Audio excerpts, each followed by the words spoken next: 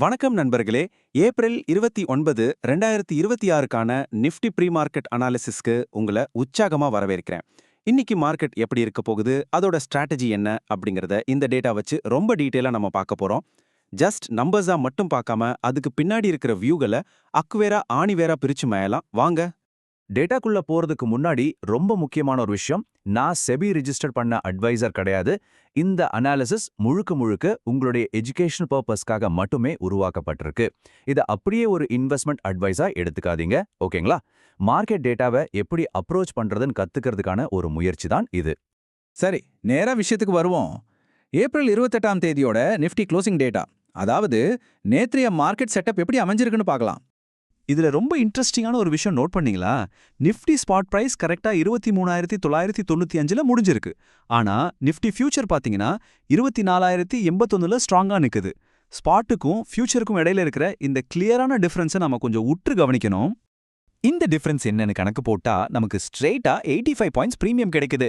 அதாவது காளைகளோட ஆதிக்கம், புல்ஸ் இன்னும் மார்க்கெட்ல ஆக்டிவா தான் இருக்காங்க அப்படிங்கறத இந்த நம்பர் நமக்கு ரொம்ப தெளிவா சொல்லுது. மார்க்கெட் சென்டிமெண்ட்டை புரிஞ்சிக்க இது ஒரு சூப்பரான இண்டிகேட்டர். ஓகே, செட்டப் பார்த்தாச்சு. அடுத்து இன்னைக்கு மார்க்கெட்டோட எல்லைகள், அதாவது முக்கியமான டெக்னிக்கல் லெவல்ஸ் எங்கெங்க இருக்குன்னு பார்க்கலாம். ஒரு ட்ரேடரா இன்னைக்கு மார்க்கெட்டோட சீலிங் எங்க, ஃப்ளோர் எங்கன்னு நமக்கு கண்டிப்பா தெரிஞ்சாகணும், ரைட்? மேல பாத்தீங்கன்னா 24,221 அப்படிங்கிறது ஒரு ஸ்ட்ராங்கான ரெசிஸ்டன்ஸா இருக்க போகுது. அதே சமயம் மார்க்கெட் கொஞ்சம் கீழே இறங்குனா 23,769 அப்படிங்கிறது ரொம்பவே முக்கியமான ஒரு சப்போர்ட் லெவல். சோ இன்னைக்கு மார்க்கெட் ஆட்டம் முழுக்க பெரும்பாலும் இந்த ரெண்டு பவுண்டரிக்குள்ள தான் இருக்க போகுது. ஃபைனலா ஆக்ஷன் பிளானுக்கு வருவோம். Options trading strategy. இந்த டேட்டாவெல்லாம் வச்சு இன்னைக்கு எப்படி எக்ஸிக்யூட் பண்றதுன்னு பார்க்கலாம். இந்த ஸ்ட்ராட்டஜிக்கு நம்ம மே 5ஆம் தேதி எக்ஸ்பைரி ஆகிற ஆப்ஷன்ஸை எடுத்துக்க போறோம்.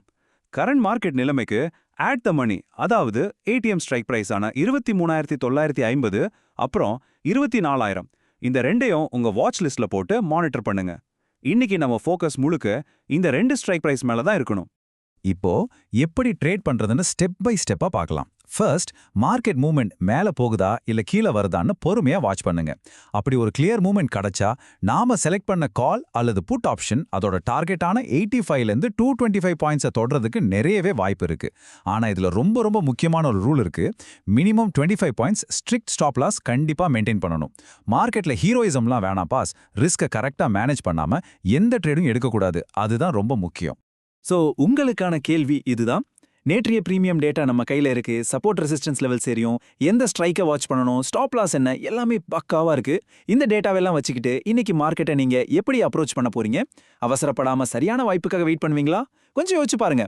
இந்த அனாலிசிஸ் உங்களுக்கு உண்மையிலே யூஸ்ஃபுல்லா இருந்தா ஒரு லைக் தட்டிட்டு உங்க ட்ரேடிங் நம்பர்களுக்கும் ஷேர் பண்ணுங்க. அடுத்த ஒரு பிரீஃபிங்ல மறுபடியும் சந்திக்கலாம்.